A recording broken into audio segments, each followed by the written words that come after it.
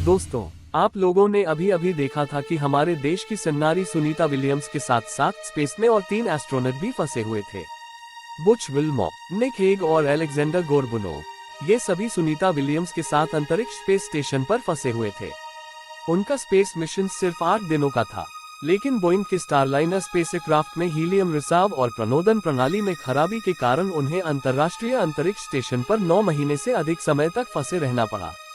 Sunita Williams और Butch Wilmore को 5 जून 2024 को बोइंग के स्टारलाइनर स्पेसक्राफ्ट से परीक्षण मिशन के लिए भेजा गया था, जिसे 8 दिनों में वापस आना था। अंतरिक्ष यान में हीलियम रिसाव, 5 पैंतरेबाजी थ्रस्टर्स के बंद हो जाने और एक प्रणोदक वाल्व के पूरी तरह से बंद न होने जैसी तकनीकी समस्याएं सामने आईं। इन समस्याओं के कारण अंतरिक्ष यात्रियों को अंतर्राष्ट्रीय अंतरिक्ष स्टेशन पर ही रहना पड़ा और उनकी पृथ्वी पर वापसी अनिश्चित काल के लिए टल गई। सुनीता विलियम्स और बुच विल्मोर ने अंतरिक्ष में 286 दिन बिताए, जो कि प्रक्षेपण के समय लगाए गए अनुमान से 278 दिन अधिक था। उसके बाद 19 मार्च 2025 को उन्हें स्पेसएक्स के ड्रैगन कैप्सूल से पृथ्वी पर वापस लाया गया।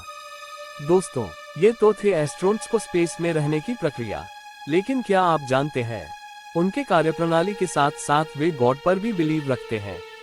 कुछ लोगों का मानना है कि साइंस गॉड में बिलीव नहीं करता है, तो उनकी मान्यताओं को बेबुनियाद ठहराते हुए ये वीडियो सामने आया है। नासा के जाने माने एस्ट्रोनॉट बुच विल्मोर मीडिया के प्रश्न को उत्तर देते हुए बताते हैं कि उनका सेवियर जीसस क्राइस्ट ही है। हम जो कुछ करते हैं उन्हीं के बदौलत होता है। हम मानव जात के उद्धारकर्ता वही है और हमारे उत्कृष्ट कामों से वो अपनी महिमा प्रकट करता है। बुच विल्मोर बताते हैं कि इसमें सबसे बड़ी चीज है उन्हीं के प्रति हमारा विश्वास। इसके लिए वो बाइबल में इब्रानियों के पुस्तक 11वें अध्याय का भी जिक्र करते हैं। इसमें हम आगे देखेंगे कि वे क्या बताना चाहते हैं। दोस्तों, आइए सुनते हैं मीडिया का सवाल और नासा वैज्ञानिक बुच विल्मोर का जीसस क्राइस्ट के प्रति अपना विश्वास और एक्सपीरियंस के बारे में वे क्या बताते हैं। दोस्तों, इनके आंसर का हम आगे हिंदी ट्रांसलेट भी देखेंगे। वे अपनी कामयाबी का श्रेय किसको दे रहे हैं।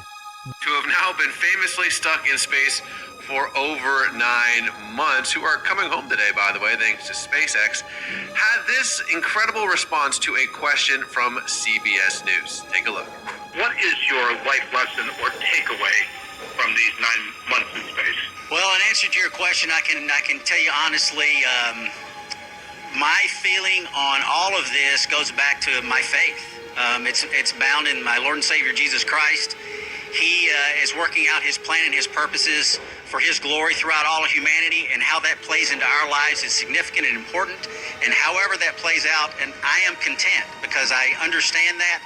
I understand that He's at work in all things. Some things are for the good. Go to Hebrews chapter 11. Some things look to us to be not so good, but it's all working out for His good for those that will believe. And that's the answer. So thanks for asking.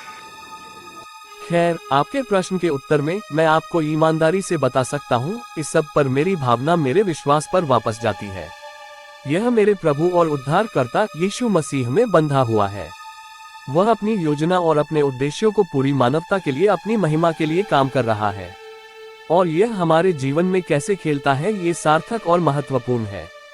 और यह कैसे होता है, और मैं संतुष्ट हूँ क्योंकि मैं समझता हूँ कि वह काम कर रहा है और सभी चीजें, कुछ चीजें अच्छे के लिए होती हैं। इब्रानियों अध्याय 11 पर जाएं। कुछ चीजें हमें अच्छी नहीं लगती हैं, लेकिन ये सब उसके भले के लिए काम कर रहा है, उन लोगों के लिए जो विश्वास करेंगे, और यही उत्तर है। इसलिए पूछने के लिए धन्यवाद। दोस्तों, नासा एस्ट्रोनॉट बुच विल्मोर यहाँ बाइबल में इब्रानियों के पुस्तक में 11वें अध्याय में क्या बताना चाहते वो भी देखेंगे। बाइबल, इब्रानियों 11 अध्याय 1। अब विश्वास आशा की हुई वस्तुओं का निश्चय और अनदेखी वस्तुओं का प्रमाण है। 2, क्योंकि इसी के विषय में प्राचीनों की अच्छी गवाही दी गई। 3, विश्वास ही से हम जान जाते हैं कि सारी सृष्टि की रचना परमेश्वर के वचन के द्वारा हुई है। यह नहीं कि जो कुछ देखने में आता है वह देखी हुई वस्तुओं से बना हो। 4, विश्वास की से हाबिल ने कैन से उत्तम बलिदान परमेश्वर के लिए चढ़ाया, और उसी के द्वारा उसके धर्मी होने की गवाही भी दी गई, क्योंकि परमेश्वर ने उसकी भेंटों के विषय में गवाही दी, और उसी के द्वारा वह मरने पर भी अब तक बातें करता है। 5, विश्वास ही से हनोक उठा लिया गया कि मृत्यु को न देखे और उसका पता नहीं मिला, क्योंकि परमेश्वर ने उसे उठा लिया था और उसके उठाए जाने से पहले उसकी यह गवाही दी गई थी कि उसने परमेश्वर को प्रसन्न किया है। 6 और विश्वास बिना उसे प्रसन्न करना अनहोना है, क्योंकि परमेश्वर के पास आने वाले को विश्वास करना चाहिए कि वह है और अपने खोजने वालों को प्रतिफल देता है।